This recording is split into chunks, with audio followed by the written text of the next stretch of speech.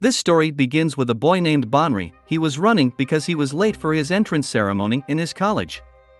He went to his college and showed his student ID. When he went to the hall, the ceremony was finished. He was a little ashamed of his laziness. He went out and saw students with their parents. But from now on he was supposed to live independently, so he started walking and was holding a map. But he didn't know how to reach his destination. He saw two girls who were students and their destination was also the same. He started following them. They went to a convenience store to buy some ice cream. He also picked some, but the girls left without purchasing anything. When he came out after billing, the girls were not there. He opened the ice cream and started eating, but suddenly saw a boy next to him. He was shocked because he was also a newcomer and was following the girls, but ultimately got lost. His name was Mitsuo. Bonri and Mitsuo started laughing at their foolishness. Now they introduced themselves and started walking towards their college. While walking, Mitsuo told him that he studied in a high-class middle school, but because of a girl's argument he wanted to change his college and came there. Mitsuo was afraid when he was talking about that girl. Suddenly a taxi stopped and a beautiful girl named Kuko came out. She congratulated Mitsuo and slapped him with flowers. Bonri was totally silent and obsessed with her beauty. She told him that she had already removed the thorns and said he'd never run from her. While leaving, she flew a petal which touched Bonri. Bonri asked Mitsuo about the girl, but he was silent and started crying. Bonri started sharing the flowers with others. He also asked Mitsuo to join him. After they went to their class, it was their orientation. Mitsuo started telling him about Kuko. He told him that her parents were rich and she always wanted things to go like she thought. His entire life was like a robot of Kuko because she always tried to teach him what to do. But he said he wanted to live according to his own desires. He was making noise, so their teacher shouted at them. When Mitsuo turned, he saw Kuko. He was shocked, and Bonri was also shocked. Kuko told him that because of her father's name, she got admitted to this college, and from now on they'll again spend life together. Mitsuo was angry with her and started shouting, but Kuko told Bonri to relax because it was Mitsuo's normal behavior.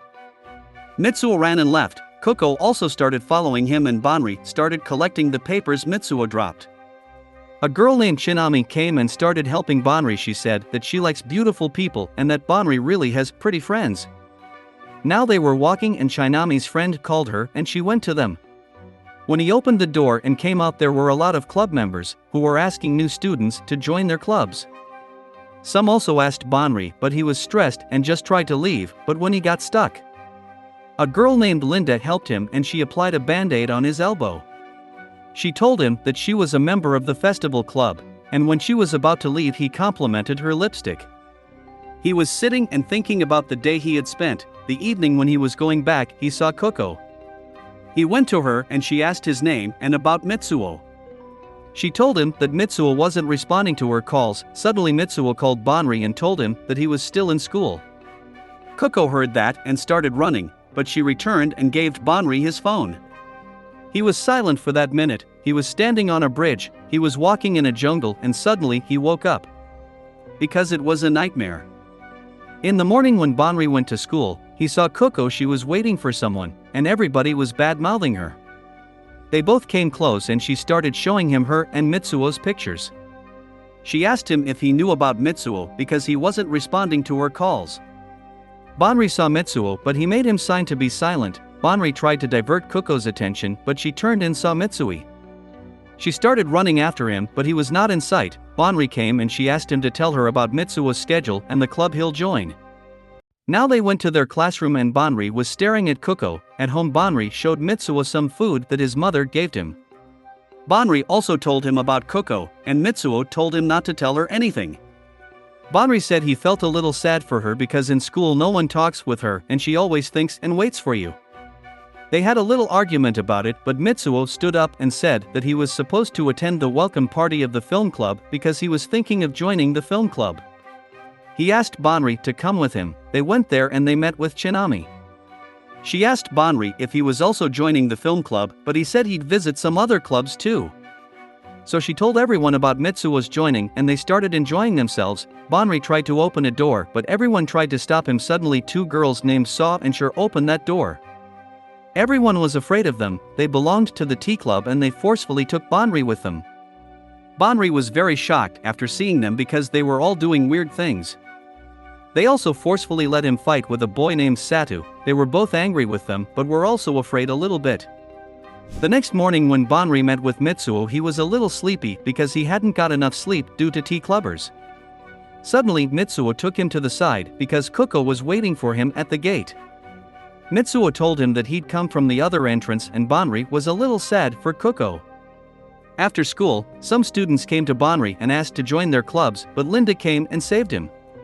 They walked and had a little talk. He saw Kuko and Linda asked him if they were together, but he denied and she left. Banri went to her and she asked him if he'd tell her about Mitsuo's schedule, but he refused. Suddenly Sa and Shur came and asked him if he'd join the tea club. He was answerless, but when they saw Kuko they left. Kuko asked him about how many clubs had invited him to join. He answered, and she told him that not even a single club has welcomed her. No student talks to her and she is even not concerned with it because she wants to spend her life with Mitsuo only. Banri told her to talk with other students and that she'll really get joy out of this. Suddenly a girl named Colt came and asked them to join her club, and she took them with her.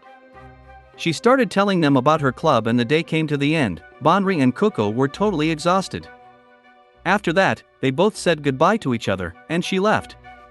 The next morning Banri and Kuko met and she again asked him about Mitsuo and he showed her the text Mitsuo had sent him. Sata saw them and called Banri. When they both went to him, he was shocked that the Kuko was Banri's friend. Suddenly Vans came and students gave them forms to fill out. They started traveling and Banri was curious because all the club members were wearing weird neck pieces. When they reached their destination, Kuko and Banri were a little concerned about the place because there was no SIM network. When they went inside they were shocked because the group members asked them to put their stuff into a room. They showed them weird movies for hours. Students were really exhausted. At dinner time the club members were happy but Banri was thinking guilty about Kuko because she was tolerating this just because of him. Some students tried to force them to take them to their home, but they were not much affected by their excuses and Banri told them to relax and enjoy. He told them that he really enjoyed the lecture because last year he lost his memories because he had an accident. The world was completely different for him and he asked the club members to let the students leave who were not interested. The club members agreed and allowed the students to leave. Everyone left but Banri stayed. Suddenly Kuko came back and she said she also liked to stay there. While eating food Banri told her that she was supposed to leave because he did that for her. She said she'd never let him stay here alone. They decided to escape together. They somehow took the keys and tried to escape. The members started running after them but they escaped from a window. They started running in the jungle and the club members were following them. They sat and started talking. She told him that it was her fault they were suffering but he said it was his fault. But Kuko told him that she was only pretending to be innocent but in reality, she only wanted information about Mitsuo. They talked a little more and had fun. She told him that she was incomplete without Mitsuo. She also told him that she didn't mean to hurt Mitsuo, but all the time such situations made that makes me angry and I behaved weirdly. Now she asked him about himself. He told her that he really had lost his memories and didn't know about his old personality. He said he fell from a bridge and lost his memories. His parents told him about his name.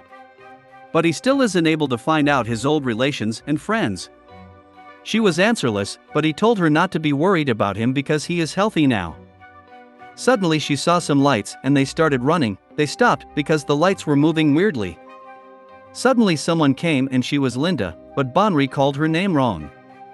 What will happen next in this story? Subscribe to the channel for the latest updates.